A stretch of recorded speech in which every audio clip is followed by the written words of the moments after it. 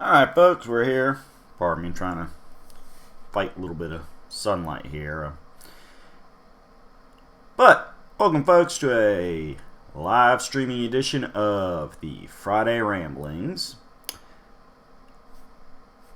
This is going to be probably a quick one, as unlike last week's live streaming, I in fact do not have the day off. So, we're going to make sure we kind of knock this one out of the ballpark real quick. We're going to go back to comic books here. We're going to dip a little teeny bit into last month's little supernatural theme. Not too bad. But, you know, kind of something that was a potential subject I had before. And with as busy as I've been this week, I didn't have time to really pull up a new subject, so we're going to kind of pull this one out. But it's also comic book related, so it's not a hardcore Halloween thing. As the title suggests, folks, we're going to talk about Marvel Comics Ghost Rider. Specifically Ghost Riders, because it is a legacy identity, which, for those of you who are not really into comic books and comic book language, legacy identity is when a particular code name is used by multiple different characters over the decades. Thus, it is an identity that carries its own legacy. Now, in the case of the Ghost Riders, that legacy is often considered a bit of a curse. While the powers are great, they are definitely a double-edged sword. And we're going to get a little bit into that. As I said, it's going to be a quick video. It's kind of a Ghost Riders overview. I'm going to go ahead and lay it out. We are not going to discuss the live-action, animated, video game versions. We're going to stick strictly to comic books. Try to look semi-professional here, folks. I mean, we are going to acknowledge that, yes, there are many adaptations of the different Ghost Rider characters in various forms of media. And as such, you know, hey, more power, popular character. While they're not the greatest comic book movies in the world, if you want just some fun action without a super heavy plot where you got to pay attention to each little line of dialogue, I would definitely recommend Nicolas Cage's two Ghost Rider movies. They are quite a lot of fun. But, as I said, we're going to be sticking to the Marvel comic books, and specifically, we're going to stick to the main universe. Yes, there have been many alternate universe counterparts of the Ghost Rider concept, but we're going to stick to the ones that are part of the major continuity that is often referred to as Universe 616 or Earth 616, which is the standard Marvel continuity. So, base concept out of the way, we're going to throw a couple honorable mentions at you. The term Ghost Rider was originally applied to a Wild West hero way back in the olden years of comics, where superheroes were not the vast majority of the market, and things like Wild West comics were very popular. So there was a character named Ghost Rider, so named because this particular horse riding hero wore a all-white bodysuit with mask that had been treated with some naturally occurring chemicals that caused it to glow in the dark, thus making him look like a ghost. After the modern-day Ghost Rider that we all know and love came about, this character, who himself spawned quite a legacy that I may touch on in a future video, was retroactively renamed Phantom Rider. So, as I said, he gets an honorable mention because technically that was the first time Marvel applied the term Ghost Rider to refer to one of their heroes.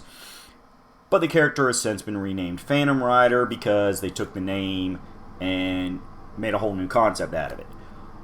Also, as kind of an in-joke thing, I'm going to say when Marvel Comics in the 80s and early 90s was publishing the G.I. Joe comic book, Hasbro had created a stealth pilot character who they had named Ghost Rider. And because this was at the time where the modern day Ghost Rider was in existence, G.I. Joe writer Larry Hama really didn't feel like he could use the term without creating some confusion among people that were reading all the different Marvel comics.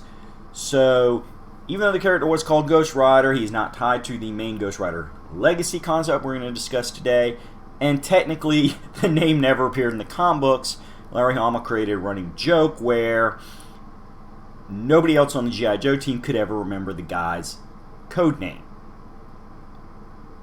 Thus, he was using the character, but we never saw the name Ghost Rider applied to the character within the comic books. Everybody would just be like, hey, it's that guy. I mean, he's a great pilot. I just, for some reason, can never remember his name. Do you remember his name? Nah, not to mention, for some reason, he's the only guy whose name I can't remember.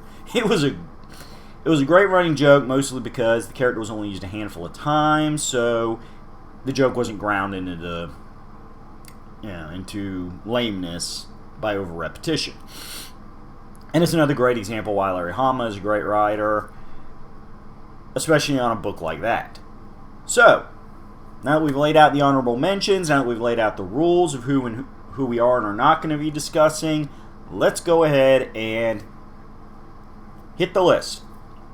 Oh, sorry, one more clarification, because I know any hardcore Ghost Rider fans are going to come along this and probably try to say, hey, you left this person out. Over the last few decades, they've introduced the idea that the Ghost Rider concept has applied to many heroes across many decades and even centuries, and even around the world. And some of those have appeared in brief flashback stories, big group shots, discussing the history of the Rider spirit. But I am only going to stick to mentioning the characters who were leads in their own comic books. So that is going to cut our list much shorter. And with that, let us begin the list. Now that we've laid all that out, the basic idea of the Ghost Rider in any variant form is that at some point a human gets involved with powerful beings from hell. I'm not going to say the devil, because Marvel's kind of had a back and forth thing about, do we have a character that is the equivalent of the Judeo-Christian Satan? Do we not?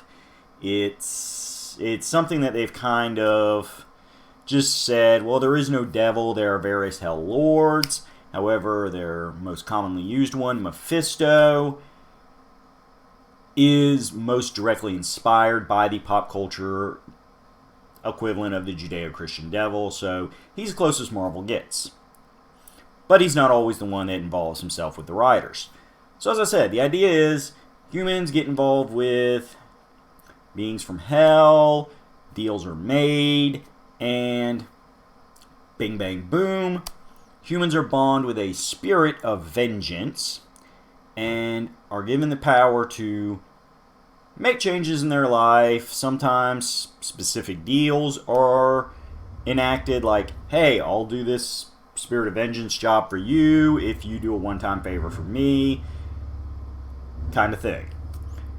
However, because the term of service is left very vague, and being bonded to a supernatural entity means you're not likely to die in the same span of time as most normal humans, as I said, it is generally considered a curse, especially when the spirit you're bonded to doesn't exactly decide to take orders from you and kind of takes over the body and goes and does its own thing when you're not in a good place for it. So, first person to suffer from such a curse, they got their own comic book lead. Again, we're not talking chronological total history here, is Johnny Blaze. This is, of course, the character portrayed by Nicolas Cage in the movies and is the character most associated with the Ghost Rider identity.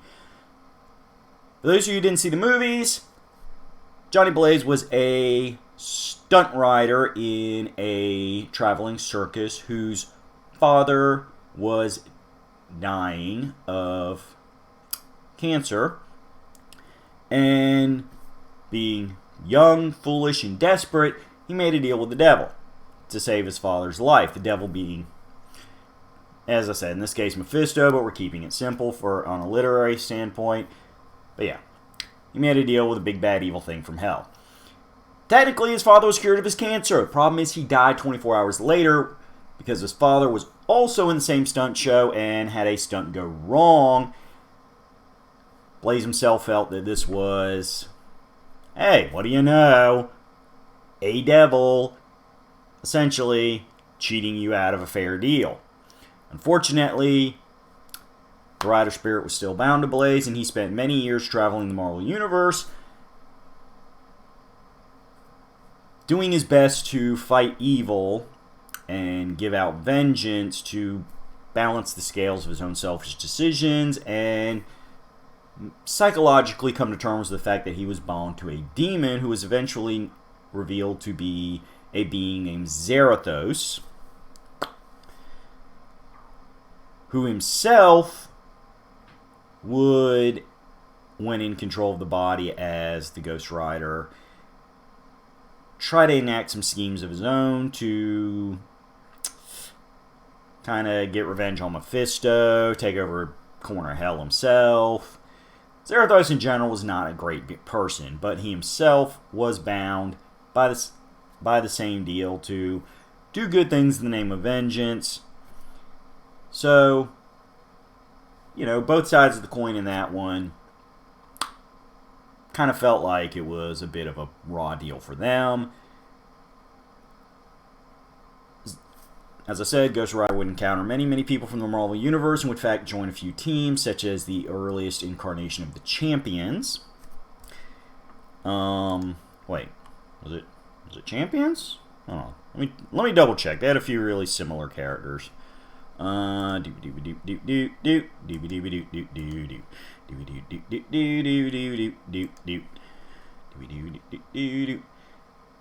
Okay, yes, it was the Champions as well as the Defenders, and in more recent years, teams like Heroes for Hire.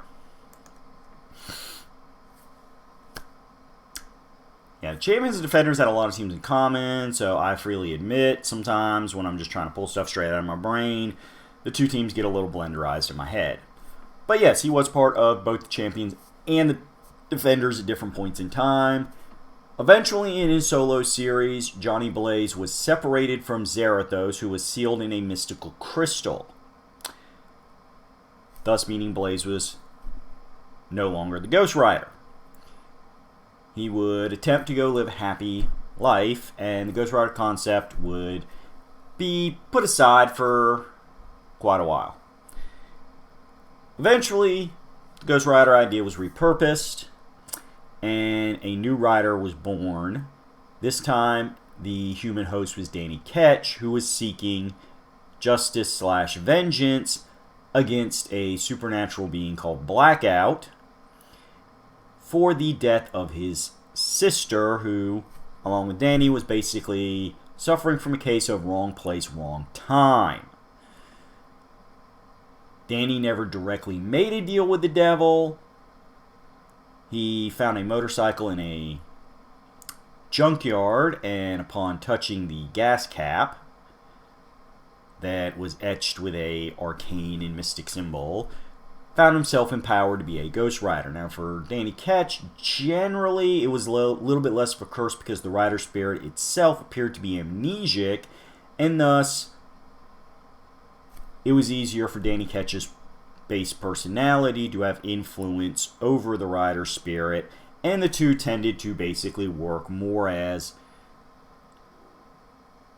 one person who could transform into a powered form. Occasionally, the plot point of the rider spirit wanting to know more about who and what it really was would come up. Very late in the solo series, there was some discussions of a being named Noble Kale. I'm not going to get too deep into that because I've not read those particular issues. I've only read summaries, and some, if not all, of the Noble Kale situation has been retconned over the years. So we're going to gloss over that one until I can do a little more research and consultation. But for the majority of Danny Ketch's run as the Ghost Rider, as I said, it was more a case of a guy who could shift into a transformed body, and generally both sides of the human Ghost Rider coin agreed on what they were doing and who needed to be taken down.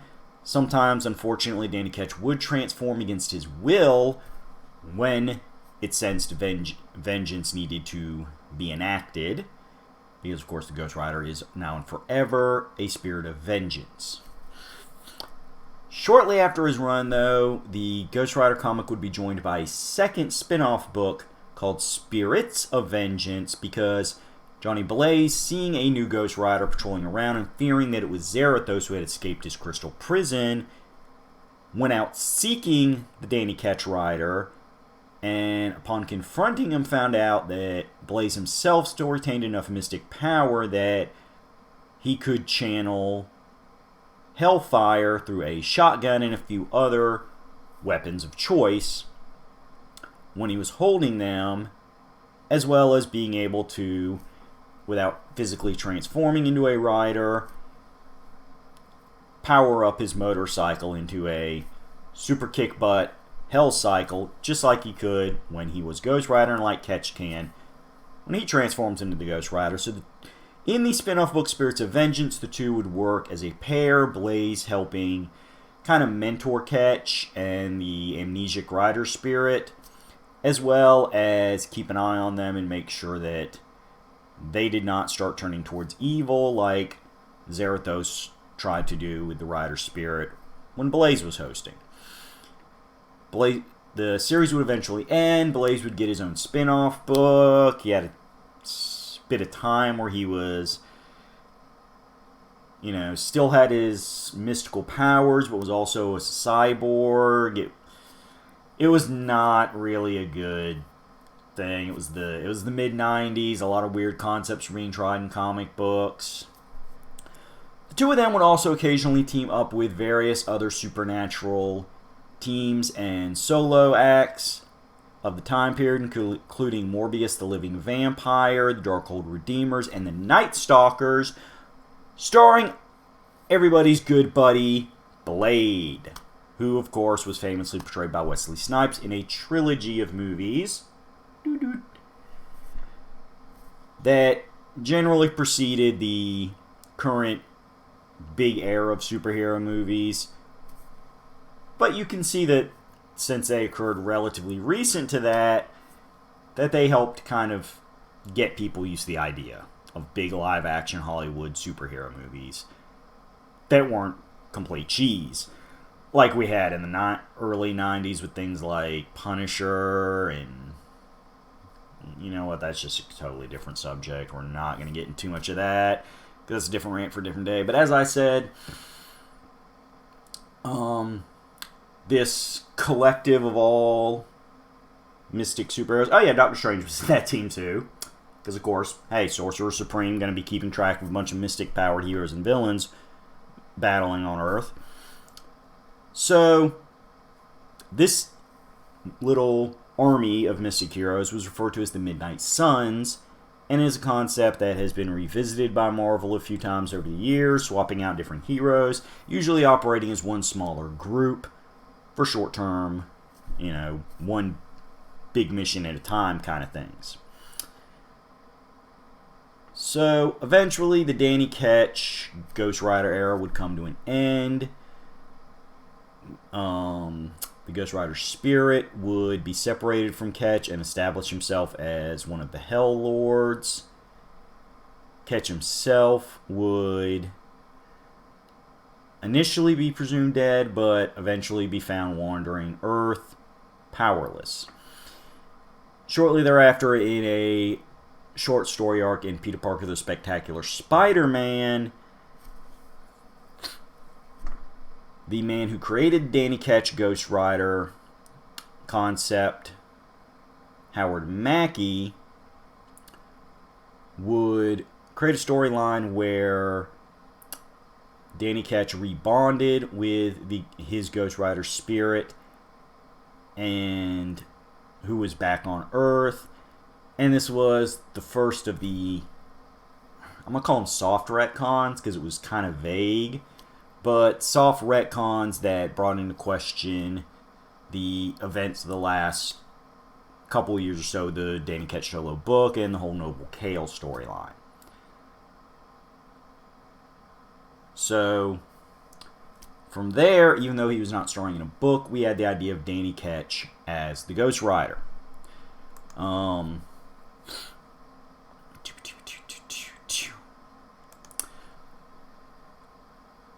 Later on, because Danny Ketch wasn't really being used by anybody, and with the idea of the Johnny Blaze Ghost Rider movies coming out, and the fact that, as I said, Johnny Blaze was generally considered the more popular character to take on the Ghost Rider concept, Marvel would do a couple of miniseries designed to make Johnny Blaze the Ghost Rider. Again, long story short, Zarathos did escape his crystal prison with some help. I believe that actually happened before Danny Ketch's solo book ended. I would have to go back and look at the chronology, but eventually Zarathos had escaped. However, things happened behind the scenes, and Zarathos found his bond to Johnny Blaze reasserting itself. However, this time around, a deal was struck where Zarathos would not try to manipulate the Ghost Rider body and would basically play nice and let Johnny Blaze influence things in both forms, creating more of the, Danny Ketch, one mind in two different bodies scenario. That was a great idea, introduced by Howard Mackie with the Danny Ketch era, but it would be applied to Johnny Blaze, who is still our favorite rugged daredevil with a bit of a bitter attitude towards life in general hero. Blaze would in turn have a couple more minis and a long-going series during which it was shown that Danny Ketch eventually had the Ghost Rider spirit that he had long hosted exorcised from his body. Subsequently came to regret it when it was shown that he realized after the fact that he had become a bit of an addict to having that power and being able to go on those adventures. He would make some mistakes, get manipulated by a big bad guy, but would become, once again, a rider. And Blaze and Ketch would reunite, work on the same team as a pair of proper Ghost Riders to save all of creation, because that's what supernatural beings tend to do. They fight other supernatural beings that are trying to wipe out normal mortal life as we know it. Good times. Very good times. This is when Danny Ketch was introduced as a Ghost Rider with a blue flame instead of the classic red-orange flame, which was used in the second Nicolas Cage Johnny Blaze-based movie in the ending. So it was a bit of a good fan service reference back and forth between the comics and the movies. Plus, it was a good way to visually distinguish the two when they were both fighting side by side as Ghost Rider spirits. However, eventually Blaze would once again feel like the Ghost Rider curse was not worth it, as he never really 100% agreed to it. Things just kept happening to him. And as I said, he's kind of a pessimist towards life in general. Got a major chip on his shoulder. So he was approached by a man named Adam, who had led a cult designed to try to balance the scales of good and evil and save humanity. And I put this in quotes because, guess what? Classic surprise. Adam was lying a bit, and Adam was a bit crazy. However, before we found that out, Adam convinced Johnny Blaze to transfer the bond to one of Adam's cult followers, a woman named, Alright, I gotta look at this in print and make sure I pronounce it right. Alejandro Jones. The Alejandra era would not last very long. Johnny Blaze would continue to be there as a supportive voice of influence for her, which helped when she realized Adam was crazy and that his actual goals was not what he had told her and the rest of the cult at the time. Long story short, Johnny and Alejandra would both go down to hell, and while in hell, he would take the power back, leaving her physically scarred, but like Johnny Blaze in the early part of the Danny Ketch era, still able to summon some mystical hellfire of her own. However, she really has not appeared since then, and which is kind of a bummer because, frankly, I felt like the character at the end of that short series had some serious character growth potential, and hopefully with the recently launched newest volume of Ghost Rider, we do get some reference to Alejandra and what her eventual fate was. That's my only call out to the writers for the future of it. Somebody please do something with Alejandra, even if it's just bringing her back long enough to kill her off so we have some sort of closure with the character. Now, after the Alejandra era, Johnny Blaze would not immediately get a new solo book. He would bounce around a little bit, but again, the Ghost Rider concept seemed to fall low. So, we come around to teenager Robbie Reyes, who, instead of riding a motorcycle, rides a race car. You know, custom, street racing. You know, really badass looking, but still, it's a car instead of a motorcycle. And during his initial series, it was stated that he is not hosting an actual rider spirit proper, which, again, the mythology they had built up, there was an idea of only certain spirits could be rider spirits. Robbie Reyes was actually bound to a psychotic, murderous uncle of his, who was essentially impersonating a rider and manipulating Robbie as a way to, you know, kind of escape being stuck in hell for all eternity. That concept was downplayed over the years as riders kept using Robbie Reyes, and he would get, you know, new miniseries. Leading up to the most recent volume of Avengers, where Robbie had joined as the first Ghost Rider to be a member of an official Avengers squad, during which, sorry, my glasses just tend to do that, folks, during which Robbie would go down to hell, where after a recent crossover storyline that had started in Doctor Strange's solo book, Johnny had, while still possessing his own Ghost Rider spirit, manipulated and beat up Mephisto and taken his chunk of hell from Mephisto, thus making Johnny King of Hell. Or at least the largest part of hell and the one most Earth people tend to visit. So, Johnny pulls Robbie down into hell while he's trying to himself get rid of his curse of the rider, during which Robbie confronts his uncle Eli. Johnny claiming he needed the extra power to maintain his throne as King of Hell, since as somebody who took it by force and manipulation, and somebody who is not technically a full-blown natural hellborn demon, is most likely not going to have a very long, popularly supported reign as a Hell Lord. So, things happen. Johnny's presented more as a neutral alignment character, which is fine because it works for him in his character history. Robbie returns to Earth, has the power of the Rider, but is no longer bound to his Uncle Eli.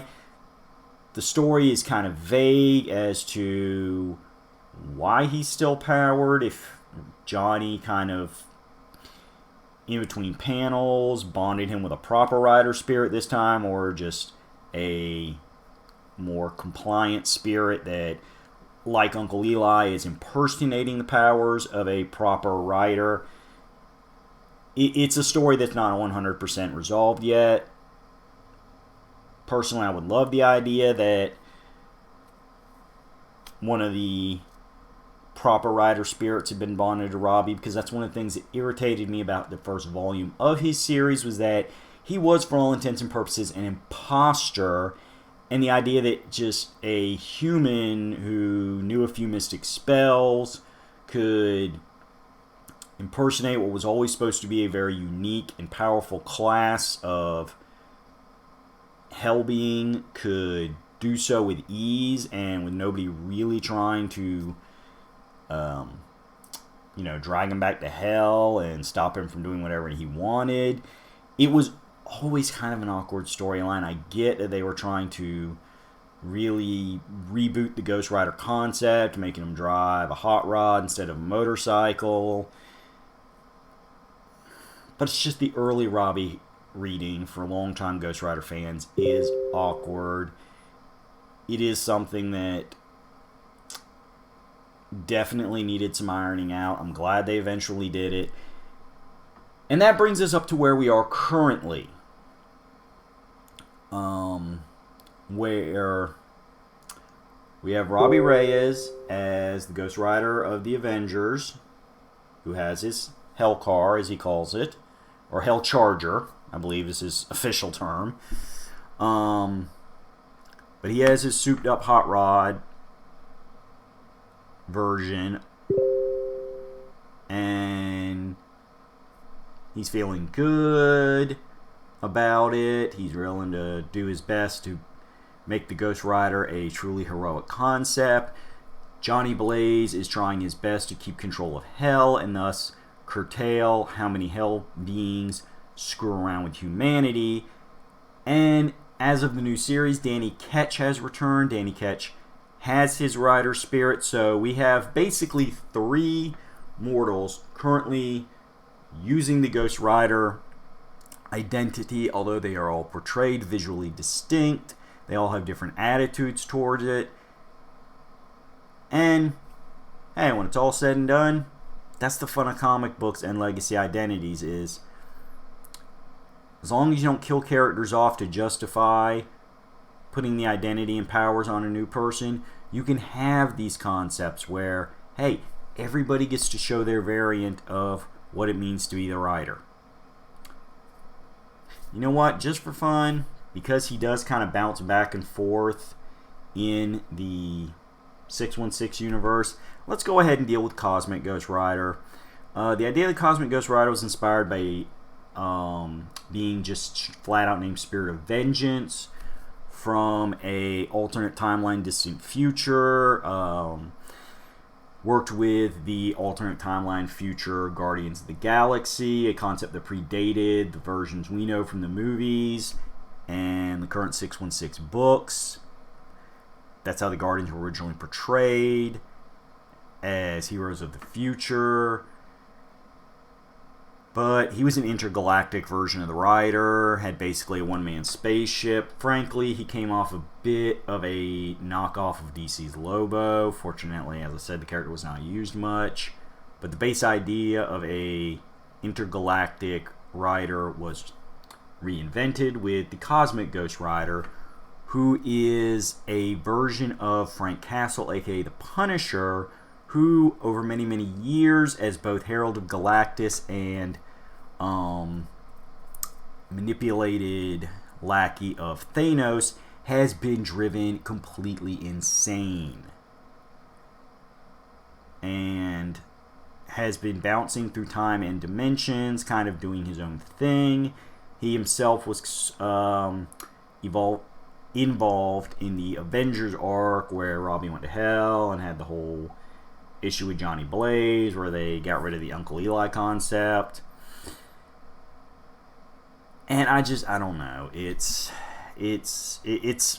probably my favorite version of Frank Castle, because since he actually has superpowers now and a little bit of a personality due to his centuries-old mental breakdown, it kind of justifies him being badass in a fight. Like, that's always been one of the things that kills me about Punisher is, like, we're really supposed to believe a guy, yes, he's a guy with a lot of military experience and resources to getting weapons and crazy technology, but still, like, we're really supposed to believe a regular guy can just, like, hang with the Hulk. That he can just go up to any given supervillain the writers feel like using at the time and just beat the snot out of them and not end up in the hospital for months at a time in traction. I mean, come on. You know, one gore from the Rhino and Frank would be lucky if he wasn't dead. It's a really weird character to have in the Marvel Universe. But yes, a superpowered Frank Castle is a little bit easier to deal with, a little bit more fun. But for some reasons, I guess certain Marvel writers, just after they used the concept in Thanos' solo book, just really liked him. As rapidly as he's been showing up all over the place, I can't believe it's 100% fan feedback, because even in the age of the internet, it takes time to come up with new stories and work on scripts. That'll probably be a future episode where I discuss my little personal conspiracy theory over fan favorite characters getting pushed versus writer-editor favorite characters getting pushed and characters being marketing schemes. It's a personal theory. It's going to be a little wacky. But yes, we have the Cosmic Ghost Rider. He does not have his own solo ongoing book. He has had a couple minis, some of which take place in those alternate realities, but he's out there. So, where does this all leave us? As I said, right now we have 3 Ghost Riders of varying personalities and visual appearances, doing different things. A 4th in the Cosmic Ghost Rider, who may or may not currently be involved in our main universe. And we have a lot of plans by Marvel Entertainment to use the Ghost Rider concept in the MCU proper. He's apparently going to be a supporting character in Hulu's Hellstrom series. And Damien Hellstrom is a big can of worms that I'm probably not going to cover anytime soon, because every time I try to research the character, I get a bit of a headache. He's had a lot of really back and forth portrayals. Like, he's one of those characters that it seems like every time he's gone for a few years and the writers bring him back, he's got some real personality shifts and look shifts, and he's kind of a mess of a character. When used right, he can be very good as something to push stories, but at the end of the day, I just don't know. Right now, I can't tell you much about Damien Hellstrom. So, with that, I think we're going to wrap things up here, folks. As I said, it's a little bit shorter than most episodes, but unfortunately, I do have a day job I have to get to. But I wish all of you a wonderful weekend. If you're watching this after the fact and it's no longer the weekend, hey, have a good week. Happy Thanksgiving to all. I will have a episode up next Friday. It will not be live. I'm going to have to record it in advance because, Thursday and Friday are very busy for most people in the world, but there will be an episode up next Friday. The holiday weekend will not mess that up. I'm not 100% sure what the concept's going to be yet. I'm going to think about it over the next couple days. Give me something to ponder at work if things slow down. Until then, be good to each other. You can criticize, but be constructive in your criticism. God, I've definitely got to get a blackout curtain or something if I'm going to keep filming during the day. Just, things we all figure out together, and that's the point. My videos may not be perfect, but I'm trying my best, and I am learning with each video. And that's all I can ask of any creative person in the world. That you be willing to admit when your stuff's not perfect yet, because nothing is ever perfect, and you continue to grow and push yourself. So, go out. Find some old Ghost Rider trade paperbacks. Find some good deals on some digital comic bundles. Get in deep to the Ghost Rider concept. Hell, go watch the Nicolas Cage movies. I'm sure they're streaming all over the place somewhere. I guess it'd be Disney Plus now since Disney owns Marvel. The whole streaming thing is definitely going to be a subject for another future episode. Long story short, I own the 2 movies on DVD, so. But hey, as I said, Ghost Rider is a wonderful concept. The fact it's a legacy identity meant a lot of different things have been done with it. So, in the meantime and in between times, until I see you again, be good to each other. Criticize, but be constructive and fair about it. And don't hate, folks. Don't hate. See you next time. For those of you in America, happy Thanksgiving. For those of you outside of America, enjoy your November and whatever holidays you celebrate in your corner of the world. Good day to you.